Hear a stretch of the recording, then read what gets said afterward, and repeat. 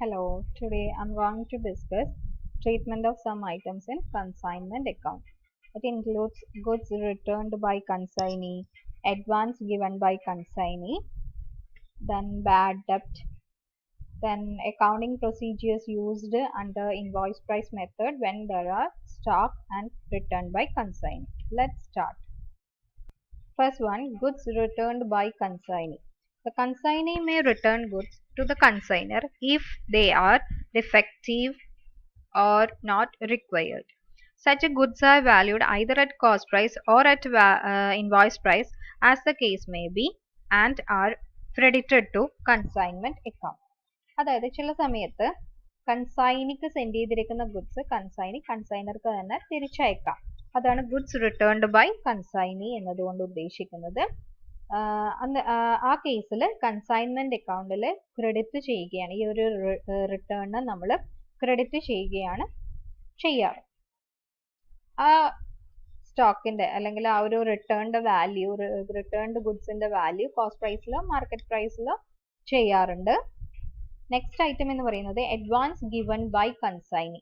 Usually the consignor demand advance from the consignee as security against the goods consigned.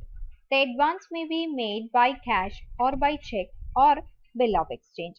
The discount on bills may be debited either to consignment account or to profit and loss account. For the advance, the following entries are to be passed. അതായത് നമ്മൾ നേരത്തെ പറഞ്ഞിരുന്നു, ചില കേസസിൽ consignor advance demand ചെയ്യും, കൺസൈനിയുടെ അടുത്ത് നിന്ന് advance demand ചെയ്യും. Consignor send ചെയ്യുന്ന ഗുഡ്സിന് പകരമായിട്ടാണ് അഡ്വാൻസ് ഡിമാൻഡ് ചെയ്യുന്നത്. അപ്പോൾ ആ ഒരു കേസിൽ നമ്മൾ ഫോളോ ചെയ്യുന്ന എൻട്രി അത് ക്യാഷിന്റെ രൂപത്തിലോ ചെക്കായിട്ടോ അല്ലെങ്കിൽ ബിൽ ഓഫ് എക്സ്ചേഞ്ച് ഒക്കെ ആയിട്ട് കൺസൈനി എന്ത് ചെയ്യാറുണ്ട്, ഈ അഡ്വാൻസ് പേ ചെയ്യാറുണ്ട്. അപ്പോൾ അതിന് ഫോളോ ചെയ്യുന്ന എൻട്രി നോക്കാം. In the books of consignor, കൺസൈനറുടെ ബുക്കിൽ റെക്കോർഡ് ചെയ്യുന്ന entry cash or bill or bank account at to consignee account. Then in the case of consignee, കൺസൈനിന്റെ ബുക്കിൽ consignor account at to cash bank or bills payable എന്ന് പറഞ്ഞ recording. ഇതാണ് follow ചെയ്യുന്ന entry. Then the advance given by the consignee never appear in the consignment account. Consignment അക്കൗണ്ടിൽ അതിന് ബന്ധമില്ല, consignment അക്കൗണ്ടിൽ നമ്മൾ അത് കാണിക്കില്ല. പകരം കൺസൈനിയുടെ അക്കൗണ്ടിലും കൺസൈനർ അക്കൗണ്ടിലുമാണ് ഈ ഒരു പ്രോസസ് അല്ലെങ്കിൽ ഈ ഒരു ഐറ്റം റെക്കോർഡ് ചെയ്യുന്നത്. നെക്സ്റ്റ് ഐറ്റം ഇസ് ബാഡ് ഡെപ്റ്റ്. The consignee may sell a part of goods on credit.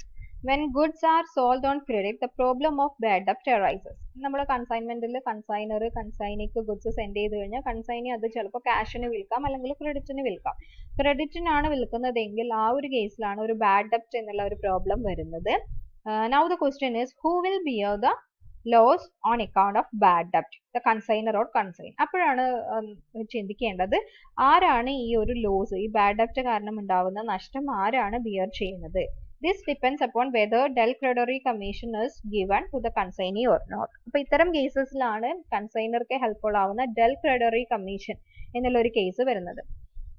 If del creditory commission is given to the consignee, he will bear the bad debt. ഇനി consignor del creditory commission കൊടുക്കുന്നുണ്ടെങ്കിൽ അവിടെ risk consignee ഏറ്റെടുക്കുകയാണ് ചെയ്യുന്നത്. Bad ഡെപ്റ്റുമായി വരുന്ന risk consignee ഏറ്റെടുക്കുകയാണ് ചെയ്യുന്നത്. സെയിൽസിന് മേലെ certain percentage del creditory commission agree ചെയ്ത് കഴിഞ്ഞാൽ consignor ആ commission ആണ് കൺസൈനിക്ക് കൊടുക്കുന്നത്. അപ്പോൾ ബാഡ് ഡെപ്റ്റ് ഇൻകർ ചെയ്യുകയാണെങ്കിൽ ബാഡ് ഡെപ്റ്റ് കൺസൈനി വഹിച്ചുകൊള്ളും, ആ റിസ്ക് കൺസൈനി ഏറ്റെടുത്തുകൊള്ളും. അതാണ് del creditory commissionന്റെ ഒരു ഗുണം. So this means bad debt do not appear in consignment account. അതുകൊണ്ട് തന്നെ ബാഡ് ഡെപ്റ്റ് കൺസൈൻമെന്റ് അക്കൗണ്ടിൽ വരുന്നില്ല. del creditory commission കൊടുക്കുന്നുണ്ട് എങ്കിൽ പിന്നെ കൺസൈൻമെന്റ് അക്കൗണ്ടിൽ ആ കമ്മീഷൻ മാത്രമാണ് നമ്മൾ റെക്കോർഡ് ചെയ്യുന്നത്. If del creditory commission is not given to consignee, the consignor will have to bear loss on account of bad debt. ഇനി del creditory commission കൊടുക്കുന്നില്ല എങ്കിൽ ഇത് ബാഡ് ഡെപ്റ്റ് കാരണം ഉണ്ടാവുന്ന ലോസ് പിന്നെ കൺസൈനർ ആണ് ബിയർ ചെയ്യേണ്ടത്. This means bad debt should be debited to consignment account. അത്തരം കേസസിൽ കൺസൈനർ ആണ് ബിയർ ചെയ്യുന്നതെങ്കിൽ കൺസൈൻമെന്റ് അക്കൗണ്ടിൽ ഡെബിറ്റ് ചെയ്യുകയാണ്. ബാഡ് ഡെപ്റ്റ് debited to consignment account, being loss of the consignment. Alternately, it can be debited to profit and loss account directly. ഈ ഒരു കേസാണ് ബാഡ് ഡെപ്റ്റിന്റെ കേസിൽ പറയാനുള്ളത്. Okay, let's move on to the topic accounting procedure under invoice price method when there are stock and return by consignee. In this case, consignment stock at the beginning and at end, and goods sent on consignment and goods returned by consignee should be recorded at invoice price initially, and finally the load in which in such invoice price should be adjusted by the following additional entries. അതായത് invoice price മെത്തേഡിൽ നമ്മൾ record ചെയ്യുന്ന സമയത്തെ ഉള്ള accounting procedure ആണ് പറയുന്നത്. Goods send ചെയ്യുമ്പോഴും return ചെയ്യുകയൊക്കെ ചെയ്തു കഴിഞ്ഞാൽ ഫോളോ ചെയ്യുന്ന ജേർണൽ എൻട്രീസ്. ഇൻവോയ്സ് പ്രൈസിലാണെങ്കിൽ ഗുഡ്സ് സെൻഡ് ചെയ്തതും പിന്നെ റിട്ടേൺ ചെയ്തതും ഒക്കെയും ഇൻവോയ്സ് പ്രൈസിൽ തന്നെയാണ് കൺസൈൻമെന്റ് അക്കൗണ്ടിൽ റെക്കോർഡ് ചെയ്യുന്നത്. അതായത് കൺസൈൻമെന്റിലെ ഓപ്പണിംഗ് സ്റ്റോക്ക്, കൺസൈൻമെന്റിലെ ക്ലോസിംഗ് സ്റ്റോക്ക്, ഗുഡ്സ് സെൻഡ് ചെയ്തത്, ഗുഡ്സ് റിട്ടേൺ ചെയ്തത്, ഈ 4 ഐറ്റവും ഇൻവോയ്സ് പ്രൈസിൽ തന്നെയാണ് കൺസൈൻമെന്റ് അക്കൗണ്ടിൽ നമ്മൾ കാണിക്കുക.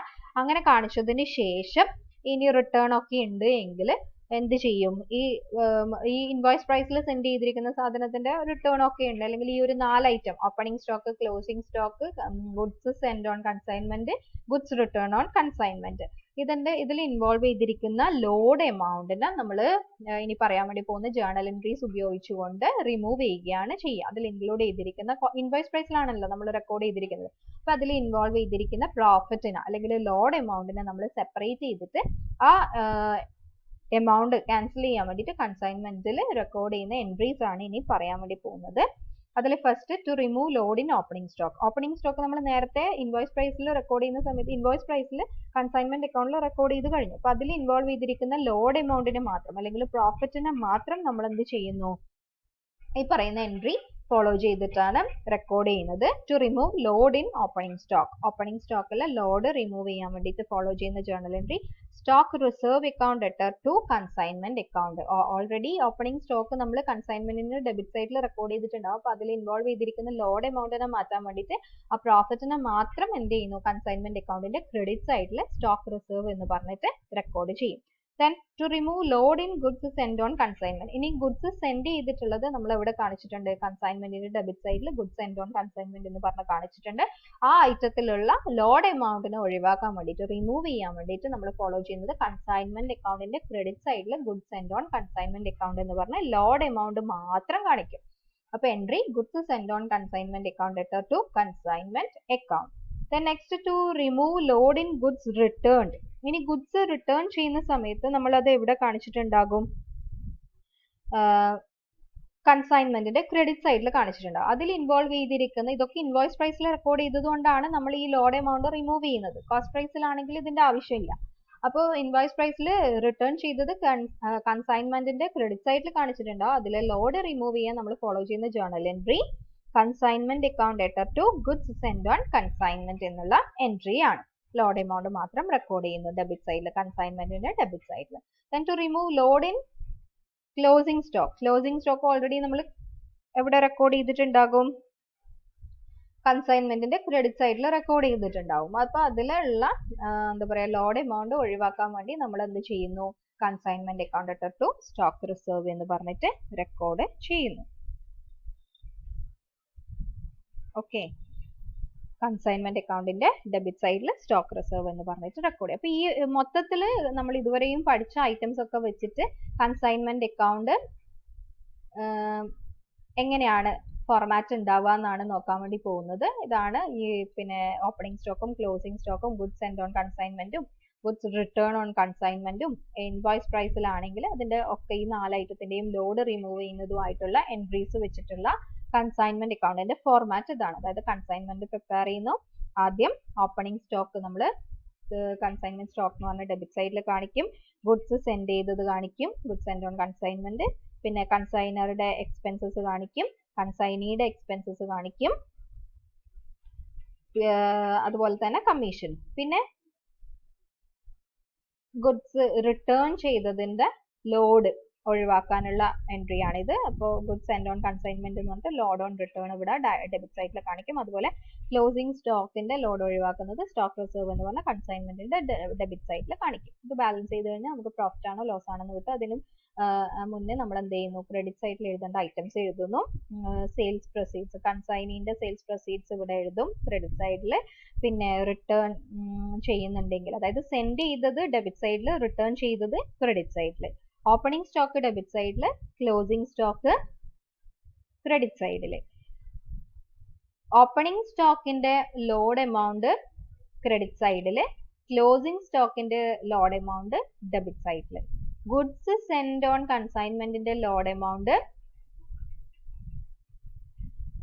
ക്രെഡിറ്റ് സൈഡിൽ, ഗുഡ്സ് റിട്ടേൺ ചെയ്തതിന്റെ ലോഡ് എമൗണ്ട് ഡെബിറ്റ് സൈഡിൽ. അതായത് നേരെ ഓപ്പോസിറ്റ്, നമ്മൾ ഐറ്റം എവിടെയാണോ റെക്കോർഡ് ചെയ്തത് അതിന്റെ ലോഡ് ഒഴിവാക്കാൻ നേരെ ഓപ്പോസിറ്റ് സൈഡിലേക്കാണ് നമ്മൾ റെക്കോർഡ് ചെയ്യുന്നത്. അപ്പോൾ ഈ ഒരു ഫോർമാറ്റ് ആണ് നമ്മൾ മൊത്തത്തിൽ ഇതുവരെയും ഡിസ്കസ് ചെയ്തിരിക്കുന്ന ഐറ്റംസ്. ഇൻവോയ്സ് പ്രൈസിൽ റെക്കോർഡ് ചെയ്യുകയാണെങ്കിൽ കൺസൈൻമെന്റ് അക്കൗണ്ട് അപ്പിയർ ചെയ്യുന്നത് ഈ ഒരു ഫോർമാറ്റിൽ ആയിരിക്കും. ഓക്കെ.